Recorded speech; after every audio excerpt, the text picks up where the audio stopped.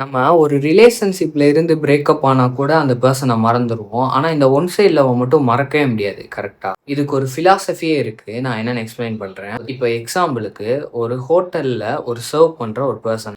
அந்த person serve பண்ணும்போது, அந்தந்த டேபிளுக்கு என்னென்ன ஆர்டர் வேணுமோ, அத கரெக்ட்டா, பெர்ஃபெக்ட்டா பண்ணணும்னு தான் நெனப்பாரு. அத தான் ஃபர்ஸ்ட் பிரையாரிட்டி குடுத்து பண்ணவும் செய்வாரு. அதுதான் அவரு வேலையும் கூட. ஸோ, இப்போ அந்த 10 டேபிளுக்கும் பண்ணி முடிச்சுட்டாரு. எல்லா ஃபுட் சர்வும் பண்ணி முடிச்சுட்டாரு. பெர்ஃபெக்ட்டா பண்ணிட்டாருன்னு வச்சுப்போமே. இந்த 10 டேபிள்ல என்னென்ன ஃபுட் குடுத்தோனோ அவருக்கு கன்ஃபார்ம் மறந்துரும்.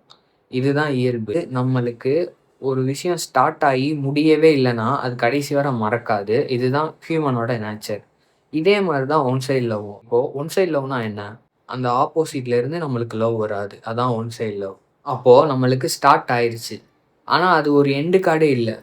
அந்த பெர்சன் நம்மள லவ் பண்ணவும் இல்ல. நம்ம லவ்வும் முடியல. ஸோ, அதுக்கு ஒரு பிராக்கெட்டே இல்ல. ஓப்பன் ஆயிருச்சு. ஆனா குளோஸ் பிராக்கெட்டே இல்ல. இப்போ இதே இது கமிட்டட் ரிலேஷன்ஷிப் எப்படின்னா, லவ் பண்ணுவோம். ஏதோ ஒரு சிச்சுவேஷன்ல பிரேக்கப் ஆகுது. ஸோ, அது முடிஞ்சிருச்சு அதோட. ஆனா இந்த ஒன் சைட் லவ் அப்படி இல்ல. கடைசி வரை போய்க்கிட்டே தான் இருக்கும்.